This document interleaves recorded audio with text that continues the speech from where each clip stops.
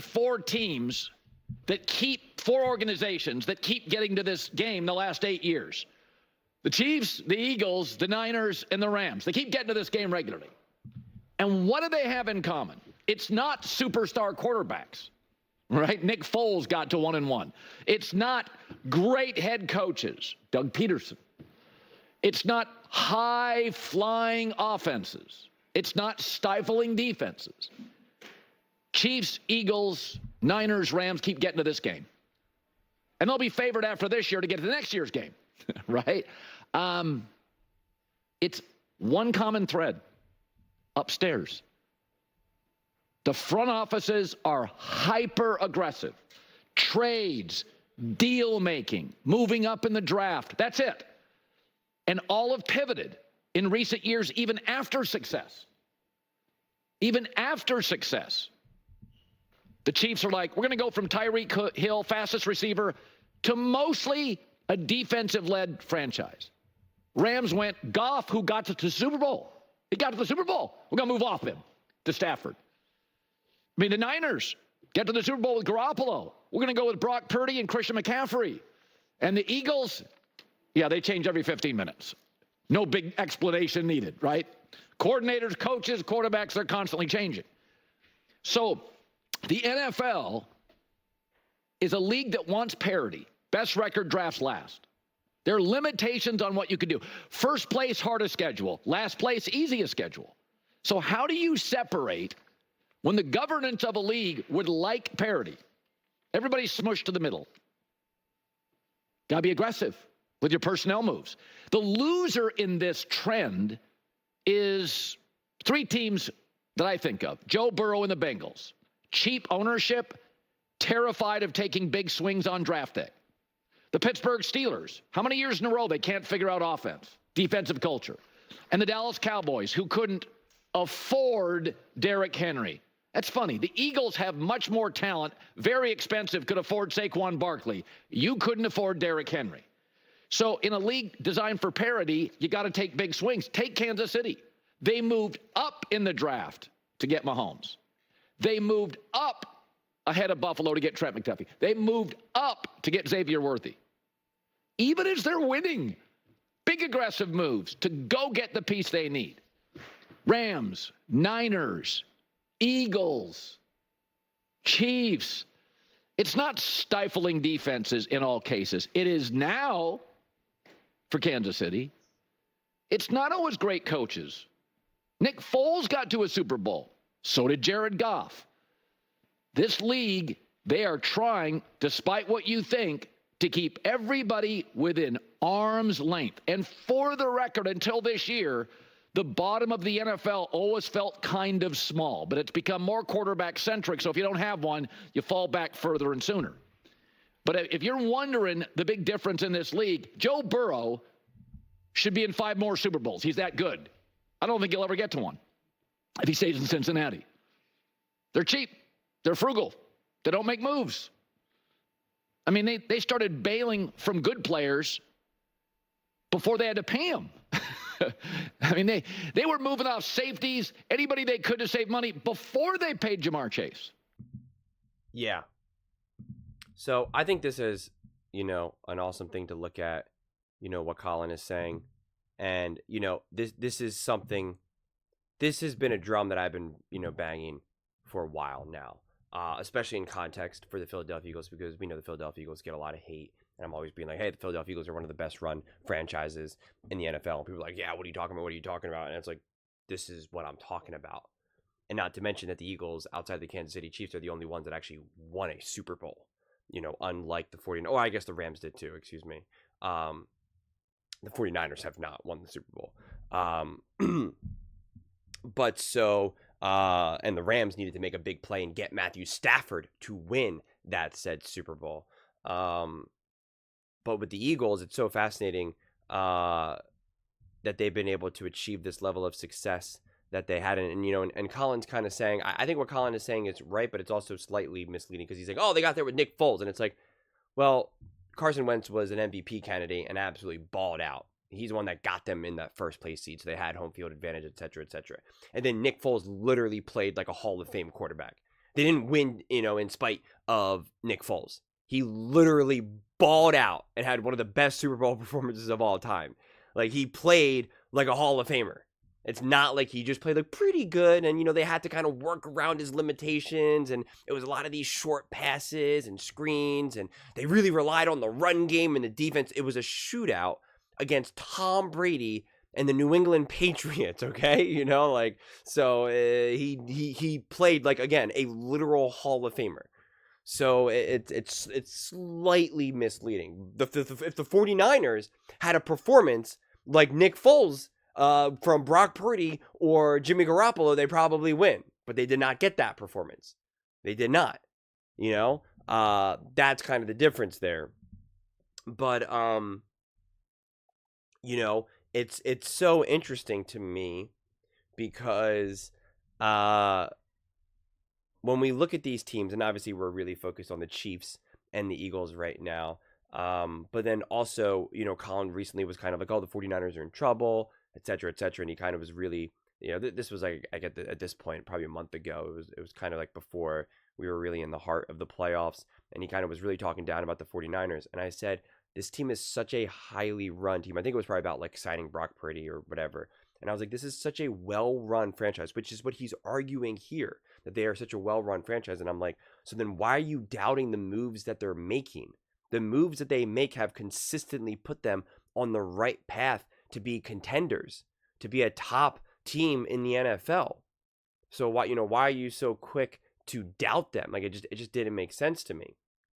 And this is what I actually just said this in a video the other day, where I was like, we talk about how important the coach and quarterback is for success. And I'm like, and it's pretty easy. They say, just find the coaches and the quarterbacks who are the best. And, that team's going to win more often than not. And I agree. But then I take it a step further and say, what about these teams that are well run, the GM ownership, etc. And that is why I ripped the Ravens. It is why I ripped the Bills. It is why I ripped the Bengals, the Cowboys, the Giants, etc., etc. And you can see that the Eagles and the Chiefs, for that matter, have been clearly the two most aggressive teams. The Buffalo Bills could have gotten Saquon Barkley, and they did not. They did not. We know the Chiefs have been aggressive in the moves that they've done, and they have gone all in on defense. They recognize, hey, we got great offense. We got to get young. We obviously have a great quarterback, and obviously Andy. We need to get young in a bunch of these positions. We need to draft.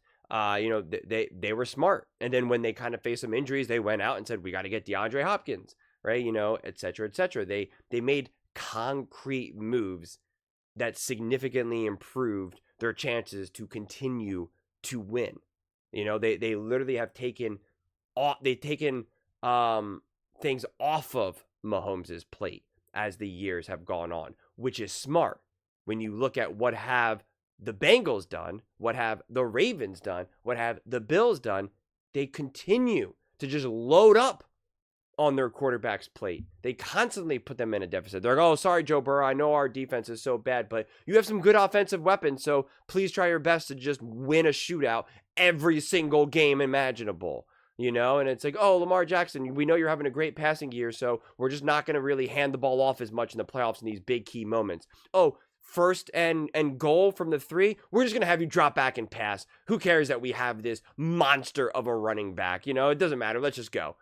Just like, it doesn't make sense. Oh, we're in the AFC Championship game. Let's hand the ball off only 9 times. It's like, huh? Where does that make sense? Whereas then you have someone like the Kansas City Chiefs who are like, yeah, we got the best defense. We have the best quarterback, best coaching staff. We're going to make things easier for those people. We're going to run the ball. We're going to dominate the clock. We're going to minimize mistakes. We're going to rely on our defense. And when we need Mahomes to be magical, he could be magical. Like I say, when the Kansas City Chiefs ask Mahomes to be magic as their plan B, these other franchises, the Bengals, the Ravens, the Bills, etc., they rely on their quarterback to be magic as plan A. And that's the problem. And it backs you in a corner. It definitely backs you in a corner. So, it is interesting to see these 4 teams set themselves apart. And you can see, obviously, the Rams were incredibly aggressive to go out and get Stafford And then I always say, like, people keep forgetting that they went out and got OBJ, and they went out and got Von Miller. 2 massive moves. It wasn't just, oh, we switched out Jared Goff for Stafford. No, they went out and made huge pickups that were massive in the playoffs and in the Super Bowl. You don't win the Super Bowl without those extra moves. And you can make the argument that the 49ers were just an extra move away from beating the Chiefs in either of the years. What is that extra move? And this is what's going to really be interesting about the Philadelphia Eagles. Because if the Philadelphia Eagles end up beating the Kansas City Chiefs, which again, I'm not making any predictions, but if they do, you would say, what was their extra move? Getting Saquon Barkley. They came up short in 22. And what was that extra move that they made? They went out and got Saquon Barkley. They got even better offense. They said, our offense is great. We want to be even better. And maybe that ends up being the difference maker. It's going to be fascinating to see.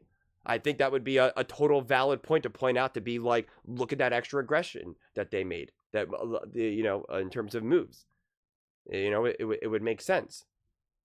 What did the Buffalo Bills, what did the Baltimore Ravens, again, you can say like adding Derrick Henry and stuff, but in terms of a couple of their other moves, it's like, what did they do to really stack the deck in their favor to be able to, start to get over these humps?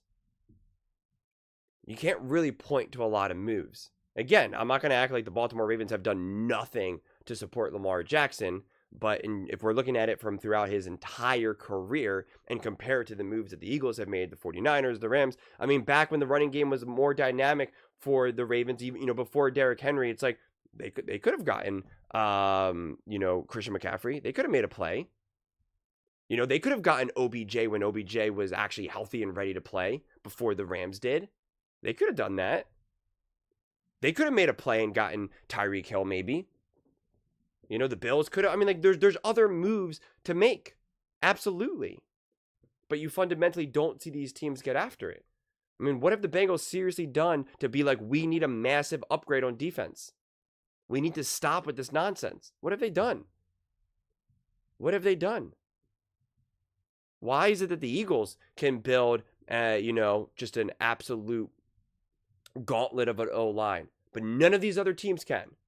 The Eagles took chances getting Mailata. They went out and got Becton. No one wanted Mekhi Becton. You kidding me? He was nothing with the Jets. Something with the Eagles. So it is so fascinating to see when you see some of these teams fail and see other teams fail and succeed. Dan Quinn. The Cowboys let him go. Led the team to an NFC Championship game. Cowboys haven't been in an NFC Championship game in over 30 years. Kellen Moore, offensive coordinator. I mean, think about how the Cowboys had Kellen Moore as their OC and Dan Quinn as their DC. Never made it to an NFC Championship game. And then both the coordinators go to 2 different NFC East teams, and those teams go in year 1, go to the NFC Championship game. And now Kellen Moore is in the Super Bowl.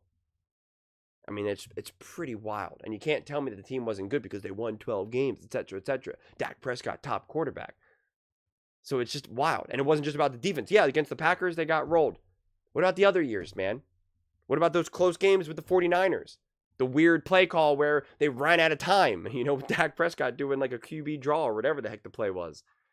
It's just poorly run teams, poor decisions. I remember that year too. The Cowboys, there was moves for them to make. I think they could have made a play for Saquon Barkley or Derrick Henry at the time, and they didn't do it. I remember Jerry Jones was like, I'm happy with my team. We're good to go. No, you're not. What are some of those midseason moves that you could make that bring you to that next level? The Chiefs made them. Now they're in the Super Bowl. The Eagles made them in 2017. And they won the Super Bowl because of it. All of these teams, you can point to these aggressive moves that they make, either the offseason or even during the season. They take a chance. They take risks. And it's it's pretty wild. And that's why I think this right here is so fascinating, because you see the Kansas City Chiefs, and obviously they've won the most, but they've been to 5 Super Bowls, and now we have the Eagles, 3, so just 2 less than the Kansas City Chiefs. And it just goes to show you how small the difference of these teams can be. People look at the Kansas City Chiefs as obviously a dynasty and unbelievable and unstoppable. And you have Philadelphia, a team like the Philadelphia Eagles that people are like, yeah, they're kind of good. And it's like, well, they're only 2 Super Bowls less than the Kansas City Chiefs. Now, again, I get the argument that they won those Super Bowls, and so I get it. But we've left the world. Once upon a time, reaching Super Bowls was a massive accomplishment. And when you think about some of the lack of respect that a team like the Philadelphia Eagles get, it's kind of wild. Even the 49ers and Rams, I don't think get really like the true respect. And again, I mean like, not necessarily in the media, sometimes the media, but even just in general fan discussions.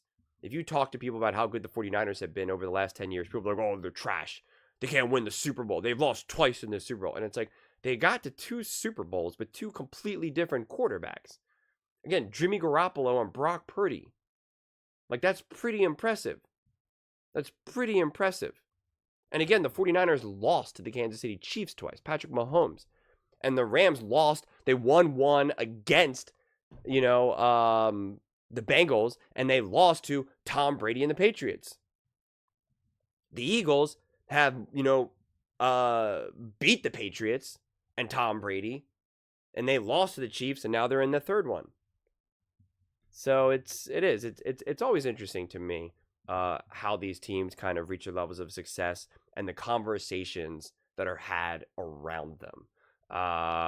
And let's say the Eagles end up winning the Super Bowl. That means they would have won 2 of their last 3. They would have 2 wins in their last 7. And that would be pretty impressive, right? They would have gone to 2 Super Bowls in the last 3 years and won one. There would be 1-1. And yet I don't think that people would see that team as like as a indicator of greatness, of a mark of greatness. I don't think people really give Shanahan, the 49ers, enough credit for being able to go to 2 Super Bowls with 2 completely different quarterbacks. That is incredibly impressive and incredibly difficult, because you have other teams who have the same quarterback for like a decade and can't even get to a conference championship game. Whereas you have another team who's able to get there to a Super Bowl with 2 completely different quarterbacks, with different wide receivers, different running backs, et cetera, different linemen. Like the Eagles have now gotten to the second Super Bowl, and I think every single person on the defensive line is different, except for maybe one, I forget. But it's like essentially the entire D-line has completely changed. That's wild. This whole defense is essentially completely different. The coordinators are completely different. That's pretty wild. And if we go all the way back in 2017 and compare it from 2017 to 22, different coaching staff, different quarterback, different coordinators, different head coach, you had a few pieces that were key, like Brandon Graham, Lane Johnson, Cox and Kelsey, and like, that's it. Everyone else is like brand new. That's pretty remarkable. I don't think we really appreciate that, because we're just constantly like, well, this team's got 2 Super Bowls, this team's got 5 Super Bowls, this guy's got 3. Like, it's pretty remarkable. It's fundamentally remarkable. And we know that too, because we look at someone like a Peyton Manning who only has a couple rings, and we say that that's the mark of greatness. He's only been to so many Super Bowls. And yet here you have a team like the Eagles or the 49ers or the Rams, and people just like kind of like push it away. And I don't really know why. I mean, I know why, but I wish we didn't. I wish we marinated a little bit longer on some of these teams and their successes. I think it would put it more in perspective of what the takeaways are from some of these successes. But, in a lot of ways it's good, because then these teams kind of continue just to keep being successful. And I guess if you're a fan of the Rams, 49ers, Eagles, or Chiefs, you get to be like, oh, whatever. I don't want the Ravens or the Bills or the Bengals or any of these other teams to learn their lesson. Keep being bad. 49ers or, Dallas Cowboys, you stick with Dak and Schottenheimer. Best of luck to you guys. Oh, the Giants, good job. You guys are making moves. Good job. Yeah, I think this is going to be your year. This is going to be your year. Best of luck. Like, it's by all means. So, it'll just be same old, same old. But those are just my thoughts. I'd absolutely love to hear yours. What do you guys all think about these 4 teams? You know, especially the Eagles and the Chiefs, since they're obviously in the Super Bowl this year. You know, what do you think sets these franchises apart? And I'm curious, why do you think, especially now, the Eagles, the 49ers, and the Rams don't get as high levels of respect as you would think, considering the levels of consistency that these teams have achieved?